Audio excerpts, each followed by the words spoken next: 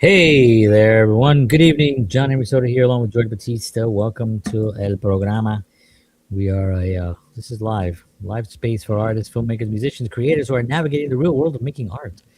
On the show, George and I like to talk about positivity, but we don't talk about the cheesy, corny kind. We talk about what actually stops artists from moving forward, the struggles we all face, and how to move through them with clarity and purpose. We'll also highlight good things happening in the industry, share ideas, suggestions, and practical advice. And most importantly, have honest conversations, make some jokes here and there. Remember, this is a live show, so if you're here, please feel free to ask questions or join in. This is a place to reset. Let's get grounded and let's have some fun tonight. And hello, everyone, and welcome in. Welcome, George. How are you? Thank you, sir. Como tres en un zapato apretado. What's your foot size? It is, well, it's like 13, really, in a technical sense. God, Yeah. It's like a you 12 like to, water ski with that. like 12 to, they're like You don't even, snowshoes. you don't even. Good Lord, Yeah. 13. And it's not only like that big, but like it has to be wide fit. You're like a monster. You're like a platypus. No, and here's the bad part, right? Because not every brand Yeah. not every brand makes the wide fit. So I spent quite a while looking at Nike, right? And I found like one shoe that Nike made that was wide fit. So I Called ended the up buying, pancake. and this was a while back, and they were actually on sale, so I did not like them, so I bought them.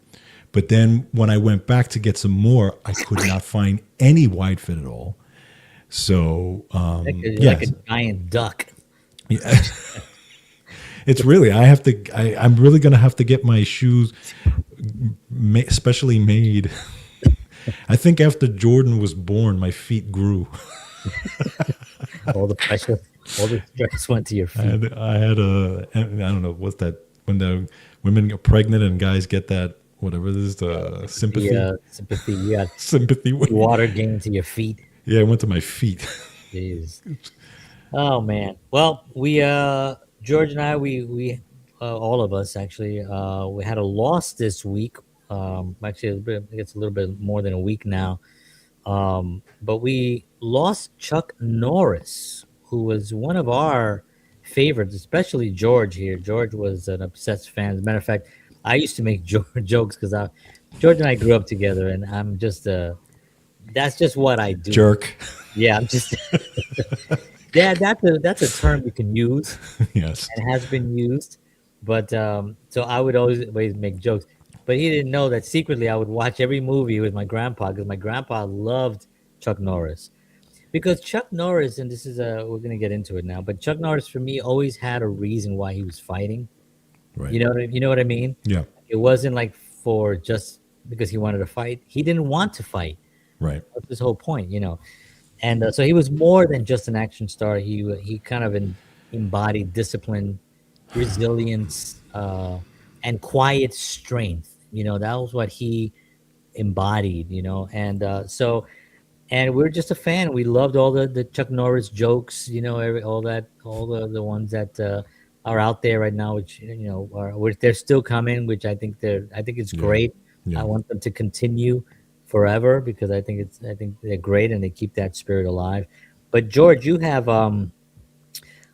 you met him Yeah. and you have a personal uh, love for him because you also did karate. You did what is the other one that you do? You Chuck E. Cheese. What's that other one called? A couple of different modems or modes. Well, first of all, going back to for a second, the way John used to make fun of me, right? Yeah, I The had the big one. one, the big ones were, Chuck Norris had this film called Missing in Action, and of course, John says, "Oh, you're watching Missing in Acting," right? That was the first one, and the second one was Delta Force, and of course, John says, "Oh, Delta forced me to make this movie." To force me to make this movie.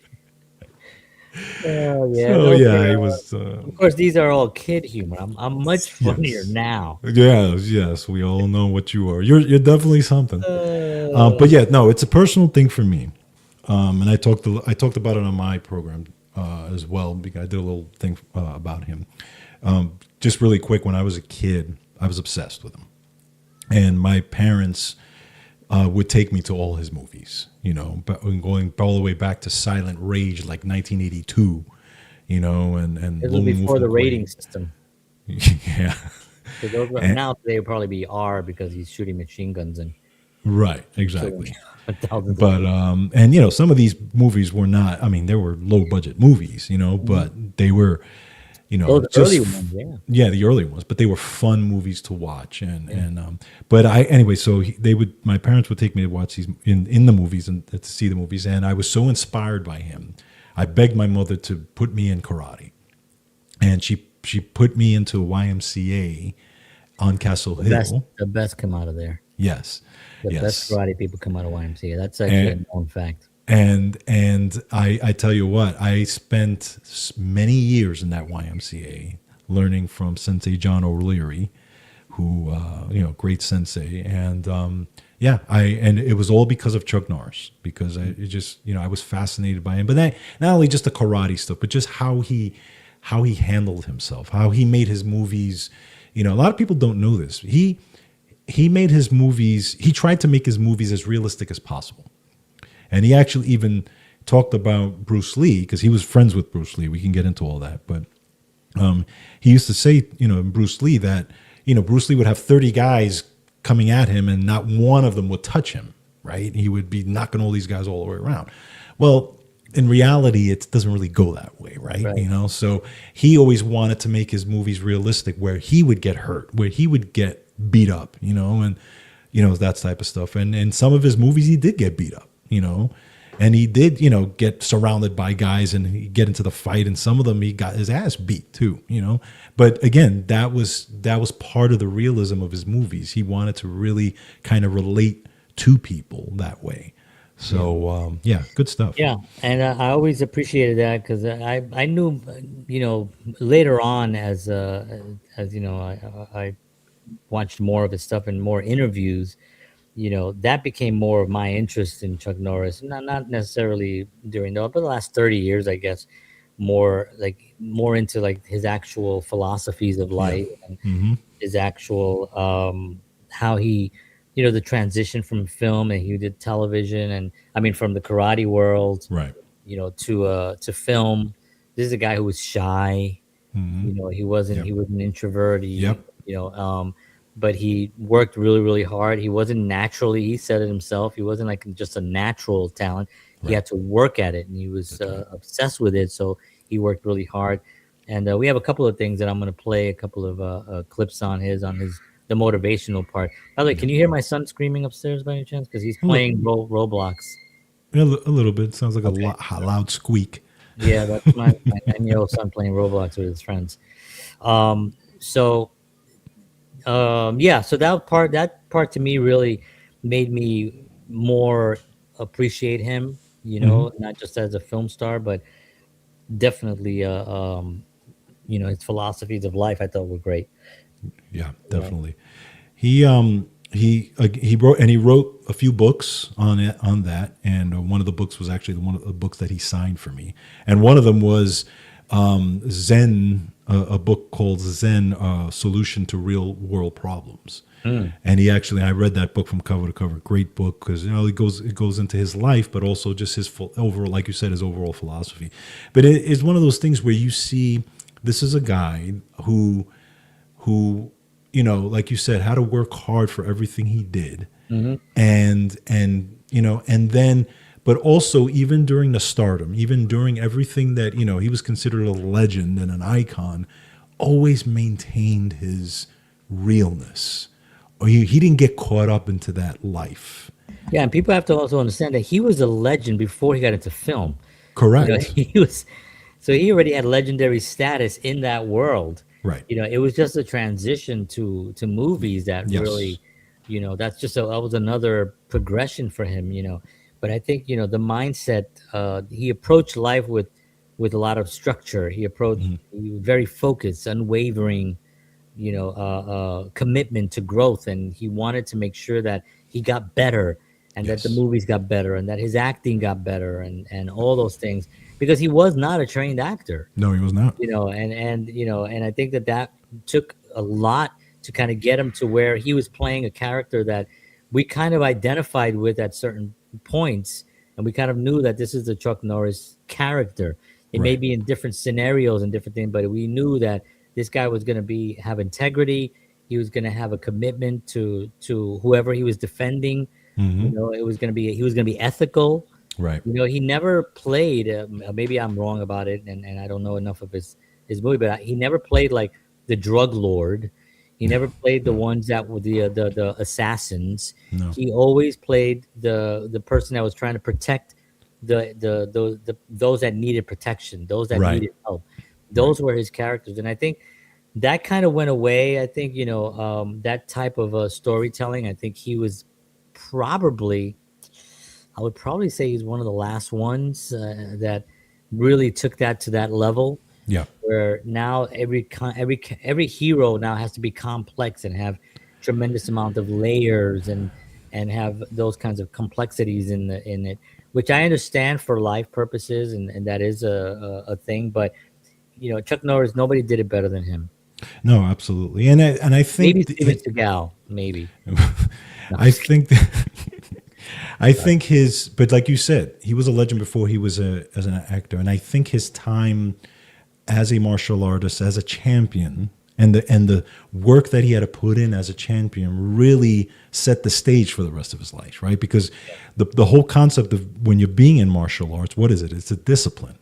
Right. It's a discipline. It's a philosophy of life, and he used it that way. I mean, for those of you who don't know, he was not only was he a veteran because he actually was in the Air Force early on, and then he learned martial arts in Korea, and then he eventually went on to compete and competed as a middleweight champion, and was at the time the only person to ever retire an undefeated middleweight champion as an American. Really? Okay. Oh, Yes, I didn't know that. Wow. he retired, and nobody ever beat him as far as that. And and then eventually opened karate schools. And his goal was to just become a teacher for the rest of his life. Right. Teaching these forms and stuff. The only reason he got into acting was because he started to train celebrities, Right. and that's where Steve McQueen came into That's right. to his life. And Steve McQueen was the one that actually recommended him to actually get into acting and stuff, and that's Yeah. how that whole thing started. That's amazing. And Steve McQueen was one of those guys that would encourage other actors and Yes. stuff. I know a little bit about his career. But yeah, he brought the audiences with them on the journey of the Yeah. film. So you always felt like you were with him. He was Right. like in front and you're kind of behind, and he's kind of like, and you're kind of, and so that was always fun to get into those characters and stuff. Um, so were you a good karate kid? I was actually pretty good. I was actually my sensei used to say that I had some of the, as far as my kicking techniques, I had, because I always had those long legs. I know He always said that those, I those had so and the big giant feet. yeah. He always said that I had some of the best legs of anyone he's trained, and I mean, literally said that. Chop down banana trees. Exactly. And so I was always very good with my legs. And when I used to spar, and I actually did even tournaments and things like that. But when I used to spar and stuff, I could keep somebody away just with my how long my legs were and how fast my legs were. Now, once you got in close, then it was then it was game on. Right. But I was able to, I was able them to really, away. so yeah. So I was actually pretty good. I went through a lot of belts and everything. I did Nice. pretty well. I use suspenders. Do you remember that episode with the film with Chuck Norris when the guys are like in the stall and he's kicking them and the doors are open and he's just kicking them in the stall and they're coming back and he just keeps kicking them. Which It was film was this? I can't remember what It might be. It might be. Was it his early film? yeah, yeah. It's part. It might have been like Breaker Breaker or something, Yeah, they or were Good trying to Guys get Wear him. Black or something. Yeah, Yeah, yeah. He didn't have a mustache. So that's how they yeah, yeah. It referred was to it him. was Yeah. probably either Breaker I Breaker always or love Good that Guys Wear Black. scene because it's like because if you have legs, if you have feet that can do that, like he was he was on Letterman, and I used to watch Letterman all the He time. was on So them many times he actually. was on a lot of times, and every time he would come out, he would do something, man. He would Right, put his foot right in front of Letterman, like he would kick up, and it'd be like, and he'd be like, "Whoa!" Like I felt the wind. right, I mean, if right, you have that kind of power and you can really do that, it's definitely something that it's so realistic. This is where it comes with the realism right. of picking people, and that one particular scene that I remember so vividly. It was just a good one. My grandfather liked that scene too. My grandfather was a big Chuck Norris fan. Really. I mean, if there was a Chuck Norris, I would see it in the TV guide. Who remembers TV guide? Yeah, in the Wow. TV guide, I'd be like, oh, they're gonna, I would tell him, the guy that you like that fights Chuck Norris, and if there was a picture, I'll show him, and he was like, oh yeah, yeah, when is it? Oh, it's at 3 o'clock. Oh, we're gonna watch it. So I'll put it on, Nice. and we watch all those things, and he just loved it. And he loved a lot of those kinds of films, though. Like he loved um, what's his name, Charles Bronson. Oh yeah, You Death know, Wish and all those. yeah, Yeah, all those death wish. I mean, that was a little bit different. That was definitely just vigilante work. yeah. But yeah, he loved all that stuff. Why don't we play a quick little video here? This is a part of a longer interview that he did. It's one of my favorite because he talks about worrying here, and it's kind of a play. What am I doing here? Hold on. It's kind of something that's been played and chopped up into small pieces and quite a bit. Let me see if I can find it. I can't see my screen. Here we go. All right, you can see that. Yes. All right, so listen Bill up. Boggs, right? Oh Bill yeah. Boggs. Remember Bill I Boggs? remember Bill Boggs. Wow. Man, I'm Bill so Boggs. freaking old, man. Yeah, I dude, swear. man. He was the guy. He was always Yeah. on morning television or like afternoon television, Yeah. interviewing everybody. So here he is asking him about, you don't worry? You don't worry about things? No, because it doesn't do any good. The thing is, let's say you worry about a problem. So here you are worrying and all this stuff. All of a sudden, the problem's solved. All that anguish for nothing. The thing is, worry doesn't solve the problem and it actually hinders the problem. What you've got to do is try to find ways of solving that solution or that problem, finding a solution for the problem. And if you do, then you don't have time to worry about it.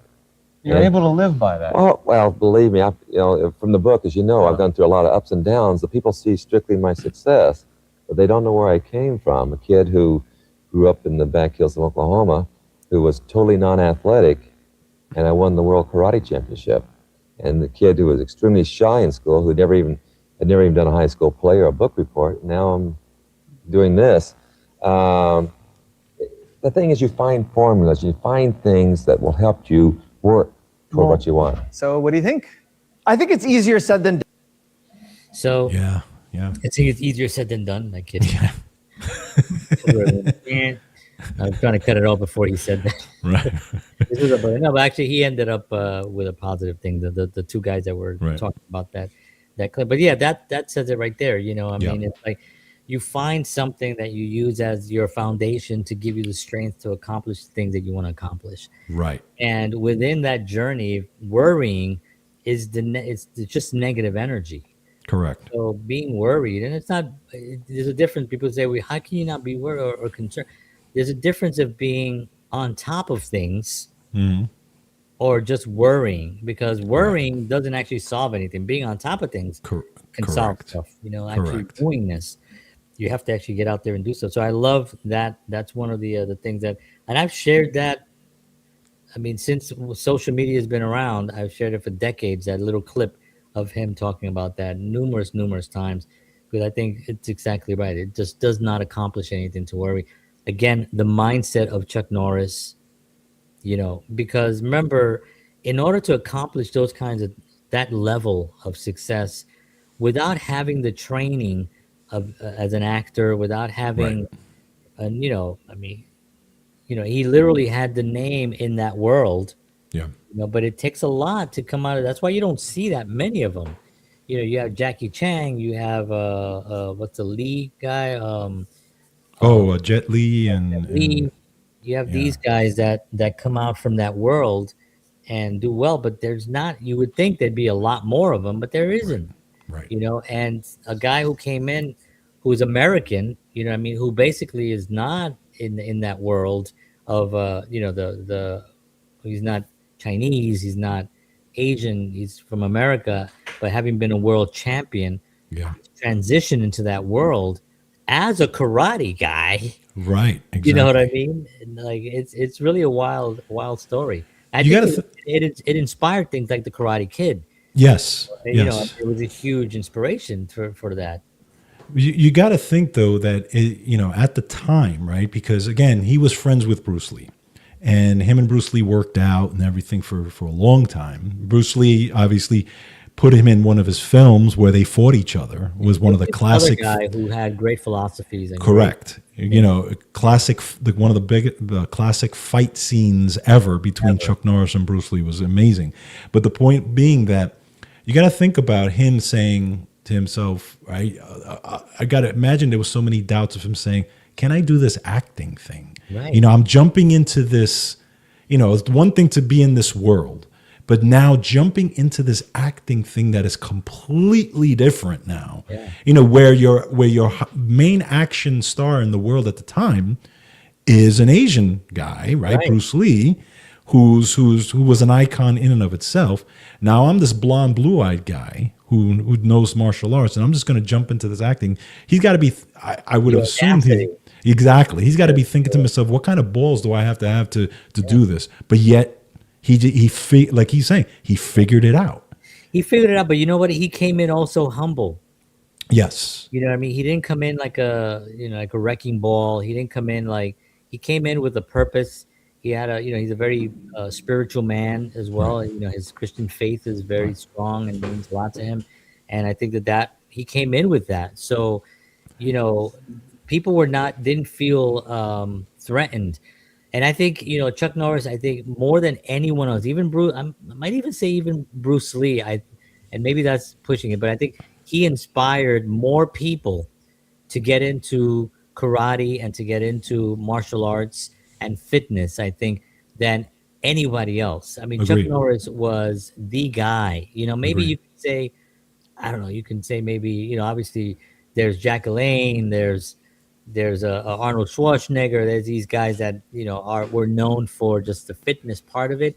But Right. I think Chuck Norris, even when people say Chuck Norris, you never hear anyone go, "Oh, I don't know." Yes. When you Right. say Chuck Norris, every single person that I've ever met in my life has always been like, "Oh yeah, how about that?" They just love Chuck Norris. They not only his films, but his karate, his persona, his mindset, his viewpoint on life, everything. It's always been a positive thing where I really can't find anyone else in that genre that really gives me that. Right.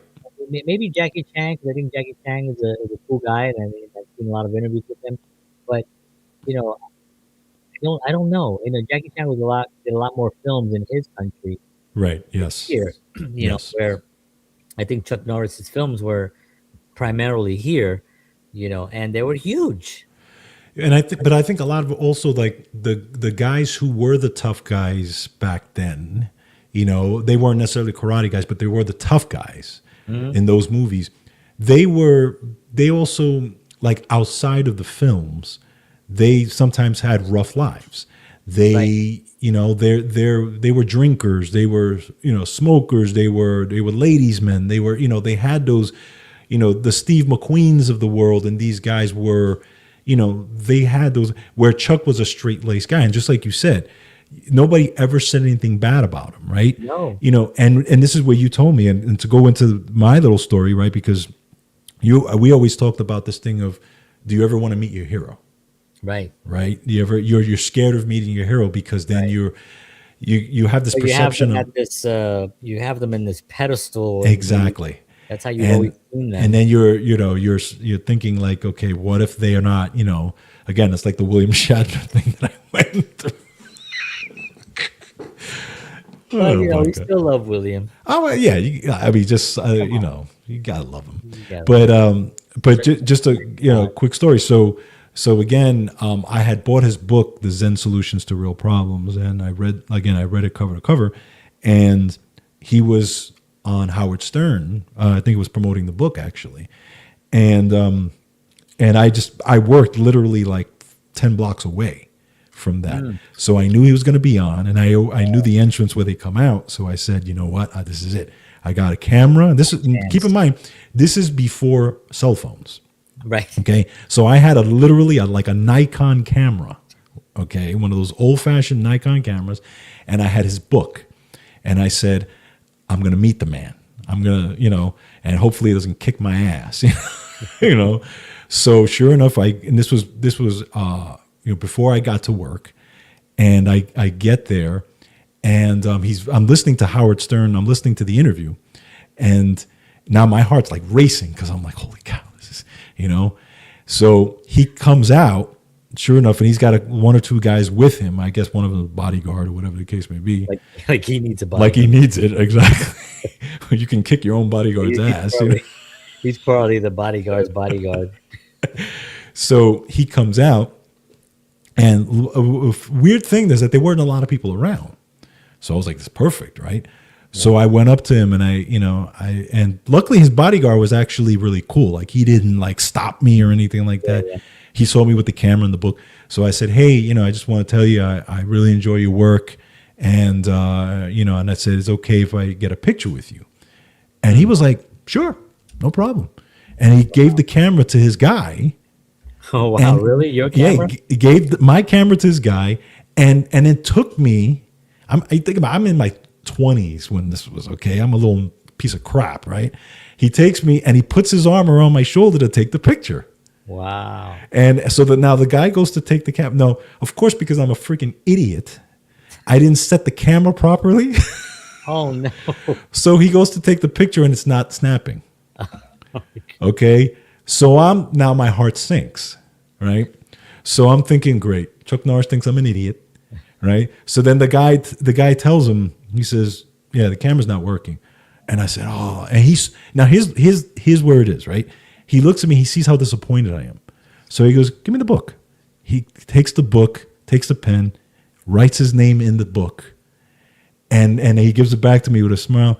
And I said, oh man, I really, really appreciate it. He goes, you bet. And he puts out his hand, shakes my hand, big firm handshake. He goes, no problem. Thank you. Have a nice day.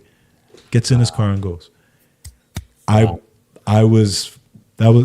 was my week, because I said, he could have been a jerk and said, sorry, kid, I gotta go. I'm busy. But he stopped. He signed the thing, shook my hand, and with a smile on his face, saying, "Thank you." That's so the great. best. That's that's the best, man. Yeah, that's awesome. I love that. I mean, I remember when I met my hero, Mayor Koch, and what happened? He said, "How am I doing?" Didn't you dance for him? I did. You danced for the mayor. That sounds really weird. The way he gave the mayor a lap dance. Come on, you did. That New York City money, man. They pay big for them lap dancing in City Hall over there in New York. Oh my God! Yeah, I did when I was back in them days. I danced for a lot of celebrities. He was a break dancer, by the way. I was a break dancer. Yes, he was a very popular one. Pretty popular. I remember you back in those days when you had the gloves, the cut gloves with the hat and the whole thing. I remember that. It was a scene, man. It was a scene. I watch videos now of like from that time period and stuff. And I just remember I was like, oh, yeah, I've been there. Oh, yeah, I remember going there. I remember dancing there. I remember seeing that place. But, it was such a weird thing now because nowadays kids have every single moment on their phone. Every time they want to just take a picture of anything, there's so many photos. I got nothing. I got like a couple of photos, stills. But there were some videos that I remember that were taken, but I never got to see any of them, and I really don't want to see them. So I'm kind of happy that they're not out there because I was good, but I wasn't. I don't even know how good I was. I don't remember. I remember people would go, yeah, and I remember I used to You talk about being undefeated. I was undefeated at breakdown at battles, for for this stuff and for breakdancing. You know, so How does that decided though? by the audience.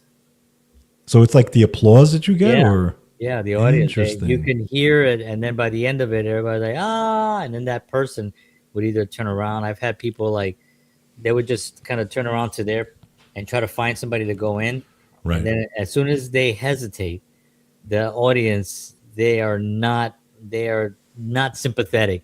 They'll Wow. jump on you. So if you're like this waiting to go in again, and you go in and you go in and you go in, the other person, and then they got nothing left, and then they turn around to see if they want to get somebody else. And nobody goes crazy. And a couple of times, anyways, long story. That's when problems were solved Yeah, that with the way. breakdancing. Now they stab you Yeah, if you got show them up. shanks. You got shanks in the legs while they're doing windmills and just chopping your nuts off. So a couple of things. He was back to Chuck Norris. Um, he started his martial arts journey while stationed in the U.S. Air Force in South Korea, eventually earning black belts in multiple disciplines. One of them being, I think, the Chuck E. Cheese one. I think he had. Yeah, it was Tang Sudo and Taekwondo, Ah, and he was a tenth degree in Tang Sudo and an eighth degree in Taekwondo, or the other way around, but something like that. Yeah. He eventually started his own system. Here's another thing that he was It was very interesting about him. He did not believe. Same thing as Bruce Lee. Did not believe in one system. He believed in combining, learning different systems. Yeah. There's an old video of him actually when he's martial arts. Basically. yes, when an old video of him in his karate schools talking about that, literally in the early 70s. Wow. And he's saying, he goes, you go to China and they have one system. You go to Japan and they have Right. one system. Right. He says, I don't believe you should be held down by one system. You should be able to learn from all the systems. And here's another interesting thing. Even as he got older, in his older years, he talks about this. He went to train in Brazil with the Gracies, which were the best Brazilian jiu-jitsu guys on the planet. These guys were MMA guys. These are the guys who really started the whole MMA thing with the Gracies, right? And they ended up teaching this whole Brazilian jiu-jitsu thing. And he went to train with them. And he said, okay, he goes, I was trained in judo and grappling and stuff, so I can, hold my own. So he went there. He said that when he went there, he said they toyed with me. Right. Now this is Chuck Norris. Right. Right. Okay. And he was already Chuck Right. Norris. Okay. And he said they toyed with me. Yeah. He was like, I never took a lesson in my life with these guys. Wow. He goes, as a matter of fact, and the father, who's the oldest guy in the thing, he tells Chuck Norris, okay, jump on top of me and try to punch me. And he's like, no, I'm not going to punch you. He's like, no, don't worry about it. Just do it. Get on top of me and try to punch me. He goes, okay. So he gets on him. He goes, all I remember is my fist going back. He goes, and I blacked out because he did something. And he goes, the only thing I remember is I was on the floor and the guy had his hand on my throat. I tell you, those guys are just. Those guys will beat anybody. I don't care. They're no joke. Those Yeah. guys. And when you see them in the MMA, and you always like, I'm thinking to myself, why are you guys even bothering to Yes. fight Yes. this guy? They're like the best. They're Yeah. the best. It's amazing. Didn't he get in like at the age of like 75 or something? He just got like another discipline. And he got like Well, I think I don't know if it was 75. I know like maybe it was earlier than one that. of his last discipline. It might have been 50s when he was in his 50s when he did the Brazilian jiu-jitsu thing, and I think he became a black belt in Brazilian jiu-jitsu. Wow. And then again, he kind of took all those styles and then made his own style called I forgot what it's called. Chuck Norris. Thai Oh. Chuck Doe or something. It's something like that. But he made his own style. Wow. And then he eventually started this foundation called Kickstart, where he gets kids, and I love this, kids off the street to learn martial arts. Nice. and They can go back out and rob people like efficiently grappling. We're gonna get you out. We're gonna train you. So when you're out there again, I'm sorry. I'm sorry. I'm sorry. how dare you, John?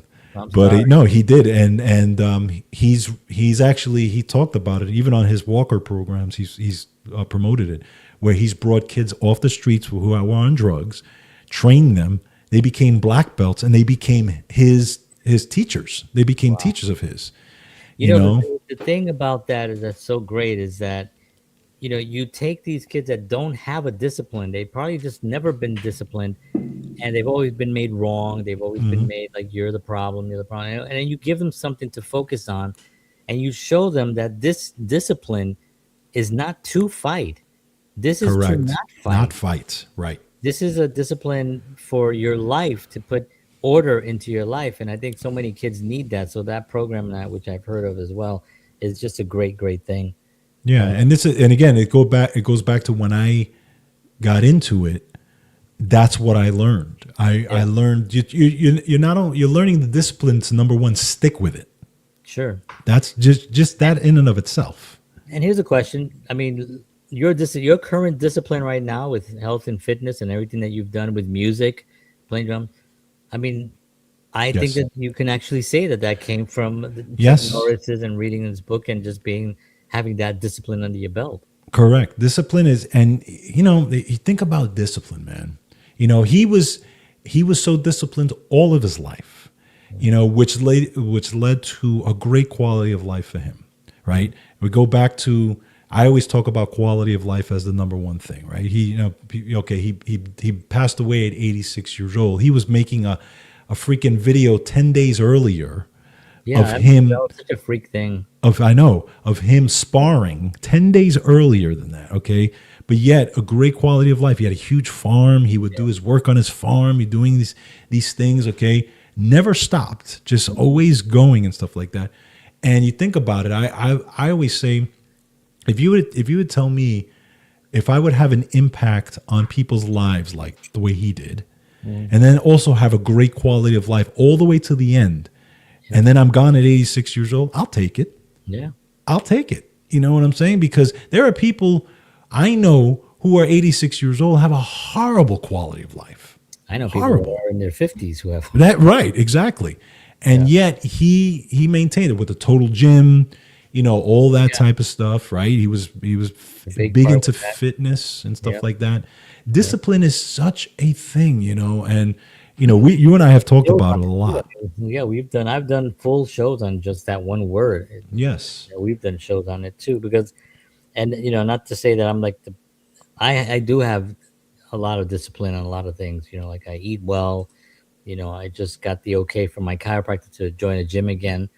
So I Nice. joined the gym last Monday, and I was up at 5. Got to the gym around 5:30. Did a full workout. The next day I was dying because it'd been a long time since I've like lifted weights and stuff. And but the next day I got up again at 5. I went again and worked out. I didn't want to do too much on 2 days in a row, so I took a Right. break. But now tomorrow morning I'll be there again. And there's this thing about it when the hardest part, it's just those first 2 minutes. Yes.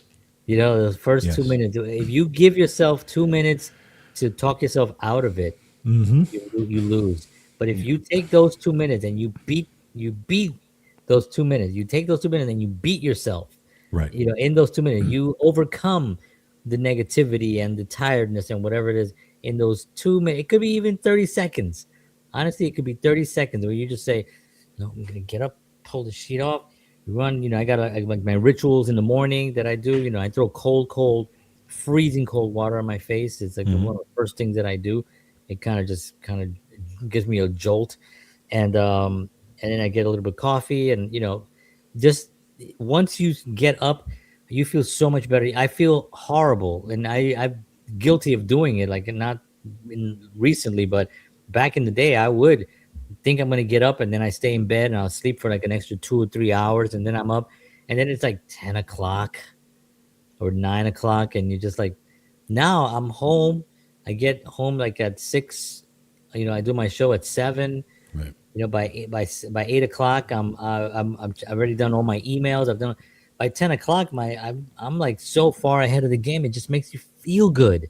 Yeah. And Chuck Norris had the discipline that you could not believe, and it's just a wonderful thing to be able to have experienced that.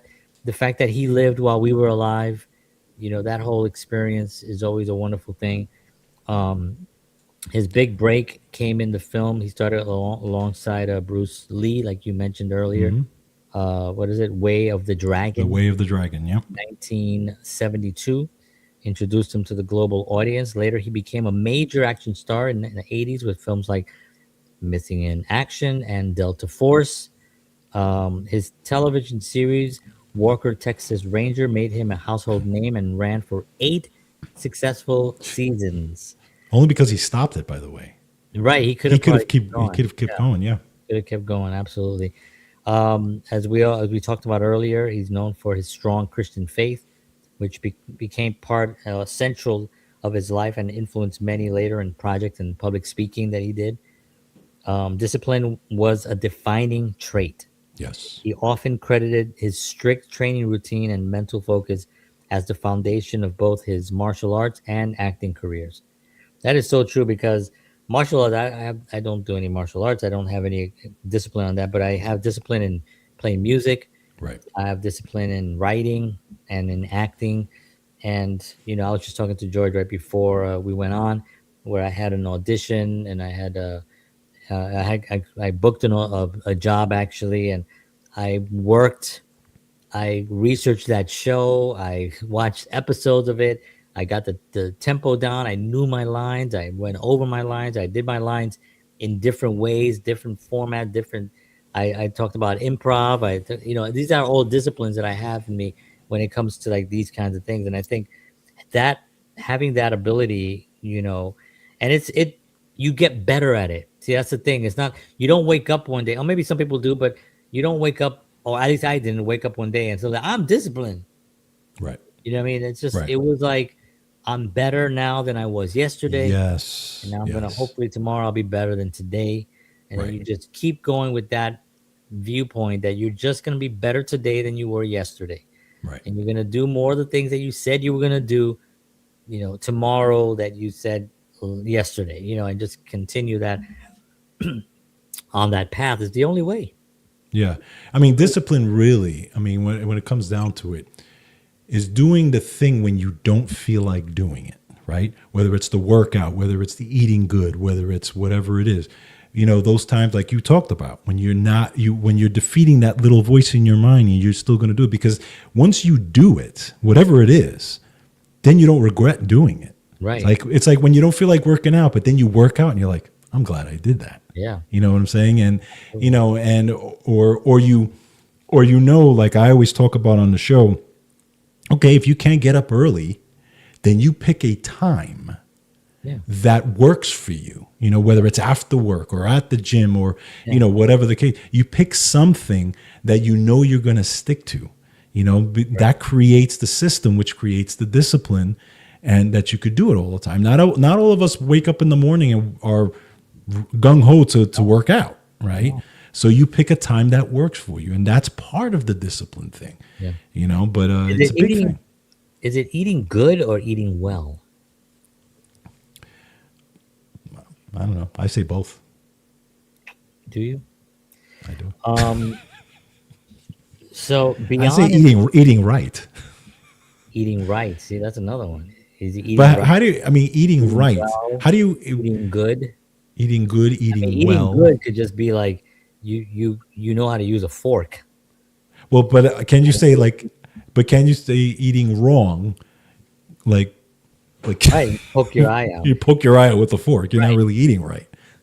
Right. But can you say eating well? Now eating what was the other thing you said? Eating what? Eating right, eating well, Eating right. right? Yeah, eating right could be then eating wrong. Eating good means that my son, he learned how to eat good. Right. He learned how to eat well with his own hands. He knows how to use a fork and he can eat. Right. He eats well now. Doesn't mean what he's eating is healthy. True. So I have a maybe quick thought. eating right, what does that mean? You ever think about that? You ever think I about that, George? only with you. Okay. It's important to know because how the hell are you gonna, I mean, people can you could just say eating healthy Correct. and then just getting over with. But That's there's even no that though, even eating healthy is there's a scale on it. right. Like what level of health are you? Health. Right. Right. Like I've had people, I swear to you, they'll be like, "Yeah, we get the creamy mac and cheese from Velveeta because it's healthier." It says on the box. I'm like, no, that's canola oil garbage. That's like Right. toxic. That's just you're putting paste on your pasta, and my kids love it. Now we get the other kind that's I don't know, I forget what it's called, Annie's or something like that, Oh yeah. Yeah. or Amy's or Annie's or something, like Annie's. Yeah. that. And it's better, but still, So anyway, my point is that we need to know what the hell we're saying. So beyond entertainment, he supported numerous charities, especially those focused on youth development and education. Hmm. Um, his legacy bridges real world achievement and myth, combining genuine skill, cultural impact, and a persona that continues to uh, con- inspires strength, resilience, and perseverance. And these amazing Chuck Norris jokes that have Oh gone around, they've been yes. viral jokes that he actually himself at the age of 75 did one on screen on Hmm. himself, which I love that, it was like such a homage to his awesomeness, Yes. Yes. and yeah, he did him one himself when with he did the tiger. Did you see that one with the tiger? Which one? I've seen a few of them when he's read them. Yeah, he was I like don't know if it sitting was. next to this big tiger. So the trainer came by and said, "Just back away slowly and just be very careful." And so the tiger did. That was like that was his joke. And I love Chuck Norris doesn't do push-ups. He pushes the Pushes earth the earth down. down. Yes. When Chuck Norris enters a room, he doesn't turn the lights on. He turns the dark off. He goes, Chuck Norris counted to infinity twice. Twice. He goes, Death once had a near Chuck Norris experience. There's a uh, few of them that I'll give here during the show. One more before we stop. There is no theory of evolution. There's just a list of creatures Chuck Norris allows to live. or the boogeyman checks under his bed for Chuck Norris before he Right. goes to bed. Yeah, I love him. I love it. I it's love it. I mean, it's just uh, such a perfect, you know, the it's a perfect cultural person. You know what I mean? right. Like Right. he fits in so well to us growing up, and he fits in so well to the history of cinema and to the history of fighting on scene, on camera. Right. To it's just such part of who we are growing up. Yes. Everyone knows who Chuck Norris is. Yes. Like Yes. everyone knows. He's sort of like the Muhammad Ali, Michael Jordan, all those kinds of things. It's I love it. And even in his later years, like for example, the Walker Texas Ranger character was based off of a movie he did, Mhm. which was called Lone Wolf McQuade, Mhm. where he always loved that. That was a That great film, by the way. oh, I I mean, love that that film. that was an actual like a really Yes, good that film. was Like a good film, high budget film. It yeah, had good actors it in it. had it Matter of had the fact, whole you know the if you last time you saw that film, but what's the connection between that film and Star Trek?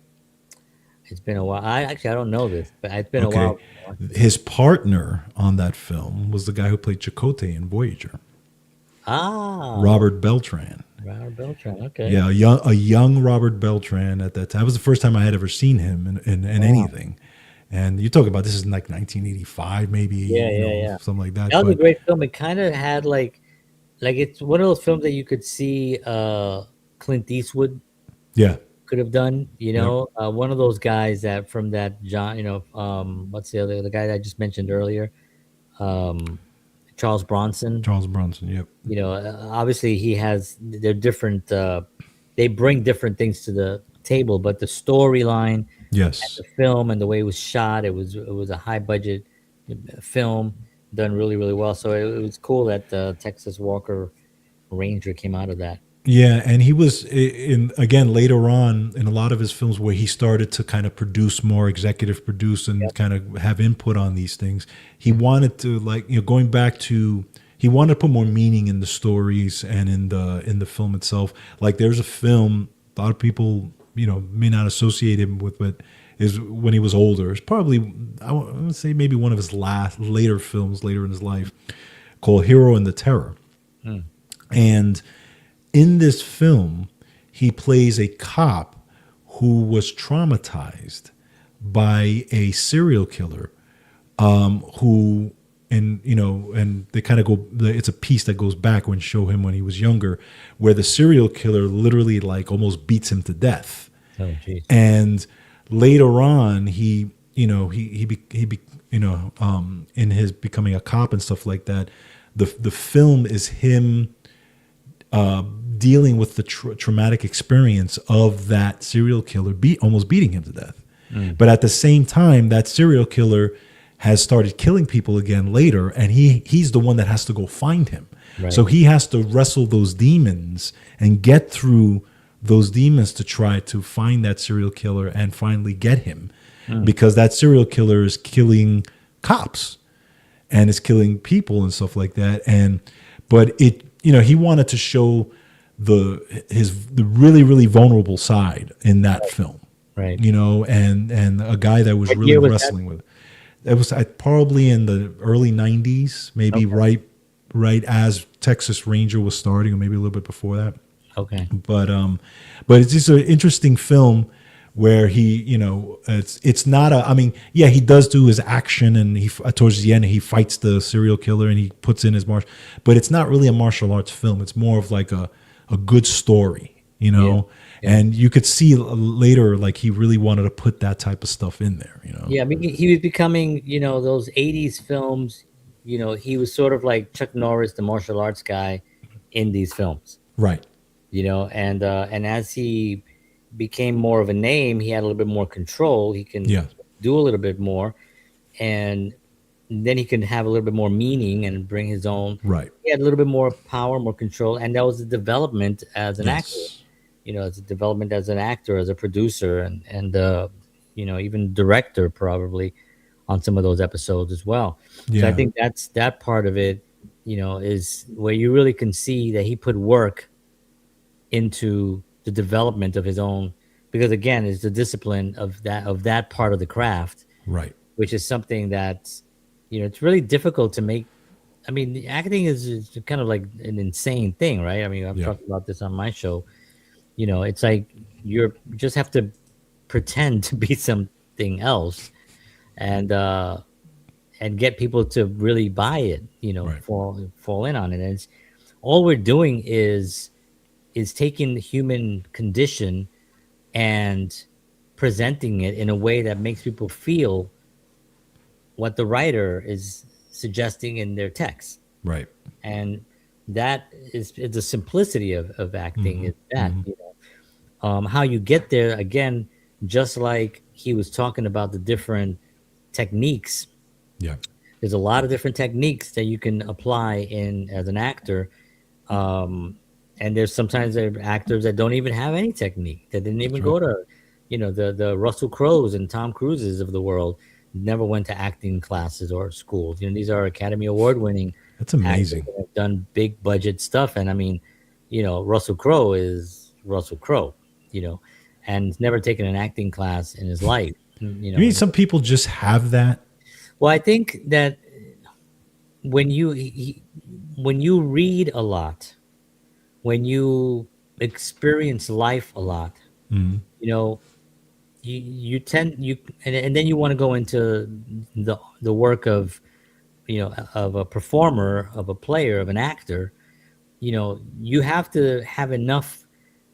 You have to have a plate of something that you can Right. bring to the table. True. that it's something that you've experienced. You have to have life experience. That's why a lot of younger kids, they don't have the life experience yet, but they build it up Right. because so I think what the acting disciplines do is just give you that experience. They'll throw you in front of a stage. Now you have to confront another person, Right. read the text, understand what you're reading, open up your mind. And then if you have a really good teacher, the teacher is going to challenge you to make you want to see what it is that you're feeling. Why would this character feel that way? Wouldn't it be happy if this happened? And then make you think, oh, I don't know. I never thought about it that way. Sure, think about it that way also. Think about it every way. You don't know if you're trying to get into this character, there's a lot of different ways. That's a technique. There's this technique. I think, Orson Welles talks a lot about that, where they asked him, about these techniques, and Orson Welles never had any acting. He never went to film school or anything. There was no film Wow. school. You have to understand, like Citizen Kane, there was no film school. It wasn't a film school. Film school didn't come to play until like the 70s. And in the 70s is when you had schools that taught cinema. Now, they may have Right. been smaller programs, but I'm talking about universities Sure. where you had the Scorsese's and Francis Ford Coppola and Spielberg Right. and all these big giant directors came out of that film system that was now being educated and were studying film. These were, of course, people that love film immensely. Nobody loves film more than Scorsese and Coppola and all those guys. They just love it to death, right? Right. So they were pretty well schooled. Scorsese says, he makes jokes. He said the only reason we ever went to school was because then we can use their equipment because they had good Yeah. equipment, but they were making their own thing, Right. and, Right. and it was Right. like, just here's the button and here's how you press. So my point on all this is just, that Chuck Norris, by being in that world and being just so disciplined, he wanted to take that to the next level and study those disciplines and be able to bring something more to the big screen. And with Walker Texas Ranger, I think that was also like his sort of his baby. Yeah. That it started off probably being produced by someone, and then as it went along, Yeah. he started getting more the reins, and he started really then shaping it the way he wanted it. And you think about it, and going back to what we talked about at the beginning, the balls to have, the courage to have as an introvert, to say, I'm going to be in front of this camera, Yeah. and people are going to, Yeah, and it's a perfect example for you because Right. George, who was I wouldn't, I'm not gonna say he's introverted. I don't want to say that. I wouldn't say introverted, but he wasn't open. He wasn't like gonna. If I told him when we were kids, hey, we're going to someday be on a, well, first of all, this is insane that what we're doing right now, but just be on camera and talk on camera. I think he would think you're crazy. Even when we Yes. first started this, he wanted to do only audio, and Right. I was like, no, we got to do video because that's going to be the future. And Right. so that comes from confronting, from Yes. discipline, from learning, from structuring your show. Now that you have an understanding, now, okay, this works, and your numbers are huge. You get, George has a really popular wellness show, in case anybody doesn't know that. He's got big numbers on that. That came from discipline. Yeah. That came from doing it, especially in the beginning, because in the beginning is when it gets really hard, because in the beginning you're like, and then That's you know exactly how I sounded. yeah. And and you also thinking like, why would anybody watch this? Right. Yeah. What's the audacity that I have to talk about this when there are Right. guys out there like Dr. Berg and Gary Null and McCullough and all that doing all this kind of talk? Why? What gives me the balls to do that? Again, that's what Chuck Norris was facing. You know what I mean? It's the same. It's the same discipline, basically. Yeah. You know what I mean? Yeah, it's interesting. Yeah, you're right. You're right. He's he got into that and said, I'm gonna do it, and it was kind of my same mindset of like, I'm gonna do this. I'm gonna figure it out, and whatever happens happens, and just kind of let, like what's his name, Wayne Dyer used to say, to let go of the outcome. Just do the thing and just let go of the outcome. Yeah. And that's what I've done. And I think I've like Chuck Norris. He would get better and he would get better and he would get better. And I think I'm in that thing, getting better. Like you said, better than I was yesterday, right? Exactly right. I'm getting a little more comfortable and getting more comfortable, that type of thing. So Yeah. it's a metaphor for life, really, when you think about it. You can put this to anything. You can use this type of philosophy for doing anything in life. Yeah. Philosophies, falafels. If you have a philosophy of falafels, I don't know why those two words are so close. Falafel. Have you ever had a falafel? I've had falafels. Do you know what a I, falafel is? I don't know. I don't know if I ever had a falafel. Well, here's the thing. I think I only had a little piece of one. And I'm not even really sure it was a falafel. It was a guy in an alley. No, there was when you go to selling me drugs. He was offering me this falafel. I think it was a falafel. No, but when you go to these fairs, street fairs, Okay. Right. there's always a truck, right? And they sell Right. falafel. Now, here's the thing: some places sell falafel. Falafel is a flat, kind of like a tortilla-looking thing. It's a flat pancake, and it has white powder on it. Like Okay. powder, and that's a falafel. And then I saw somewhere else where somebody said that's not a falafel, and I was like, but it said falafel I on the thought top. that was fried dough. It is fried dough. That's actually all falafel is. But then there was another one that had balls, and I don't mean the guy was just big, bold. I mean there was just balls of falafel with white powder on it. White, not white powder, but with white. This is getting worse and worse.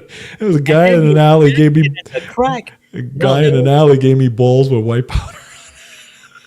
I tell you what, discipline is huge. I would never get that from a truck. No, I don't order anything from trucks anymore. Okay. Back in the old days, you see a truck of food and you think, well, Hmm. how's that going to be? Right. The guy- True. He's licensed. You see the license right there. Then the hot dog guys, you see the hot dogs right there. True. I see them in there. I see he's using thongs to take them out. And Tongs. he puts he's actually using his wife's thong. This is a different place I was telling you. This is by the falafel place with the I was guy. gonna say, what kind of guy you go to? I don't know. These man. carnivals I went to were different. Apparently. All right. Well, ultimately, Chuck Norris, what his legacy leaves with us is not just the image of a powerful figure on screen, but the reminder that true strength comes from character, Yes. discipline, and the way you choose to impact others. And if there's anyone that chose correctly on how to impact others and lived a life, just a beautiful, beautiful life, is the man, Chuck Norris.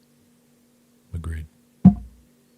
All right, friends, we want to thank you for joining us. There's probably so much we missed. I'm going to just play these last two short 20-second videos of Chuck, and then we will see you all next week. Thank you very much.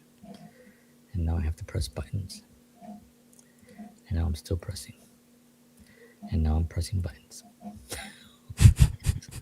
You're right, John. Yeah, I can't even see these buttons. Okay, there we go. Ah, yes. All right. People say, oh, gee, I want to be rich. But being rich does not guarantee happiness. I have a lot of friends that are rich that are very unhappy. The thing is doing what you enjoy doing and hopefully having someone to share it with. And if you're motivated and working at something you enjoy, the money will come automatically. It's the byproduct of what you do. Boom. Yes. And here's one more. Oops, did I just get out of there? Come on, John. What is wrong with you? John. This is actually an interesting one. I like this one.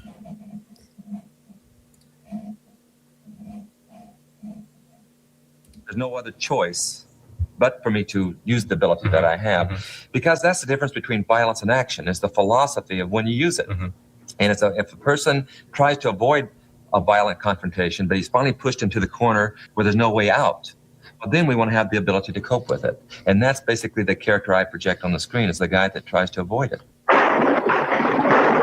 Yeah. Love it. You know what? Just a really quick thing in Yeah. that movie where he just threw the guy down. That guy was like a crazy maniac killer, right? Yeah. And he Chuck Norris talks about that scene where he's fighting the guy at the end, big fight scene at the end. The first couple of seconds of the film of that scene, the guy runs up to him and tries to grab him, and Chuck Norris flips him, throws him on the floor. While filming, the guy breaks 2 ribs.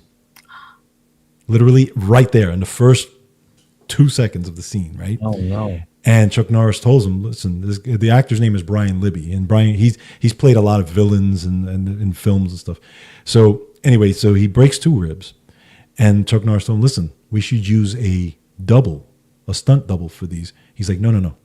He goes, we need to. I need to be in this. I need to be in this thing. I need to be in this." He goes, "But he goes, don't worry about it. You got broken ribs, sir. No." And then again during the fight scene again, Chuck Norris does a takedown where he like scissors him and brings him down. He turns his ankle. Oh my God. Okay. And again, he goes to him. He says, "Why don't we use a stunt double?" He's like, No. The guy finished the entire fight scene all busted up. Okay. And then he asked him later, he said, because if you ever watch that fight scene, the camera does close-ups on each person, right? And he asked the actor, why didn't you want to use any? And the actor was like, "Listen, when you're doing a scene like that," he says, "in my opinion," he says, "I don't want to use a double. I want to use the actual person. And if that means that if I get hurt in that scene and the hurt comes through, then it makes it more realistic." Yeah. He goes, and you know what I'm saying? And he said, even Chuck Norris was saying, he even taught me some lessons about that. Not that he's going to go fight hurt or anything, but just his philosophy behind acting and getting the scene exactly the way they wanted it, you know, and he's willing to do that. It was interesting. That's great. Yeah, I mean, remember some of those early Star Trek episodes where Kirk is being punched and some completely different guy. Like, you guys didn't even try to get somebody that looks like him. The guy had a mustache. Khan, or when he's fighting Khan, and it's like some other guy. 2 completely different guys. Pretty hilarious. But no, that's the discipline, and that again, getting it right. Very, very important. All right, friends, thank you so much for tuning in. We appreciate you all very much. We will see you all next week, and I will see you tomorrow morning, and George will see you during the week on his show as well. Take care, everybody. God bless you all. Have a wonderful week ahead. And as always, peace.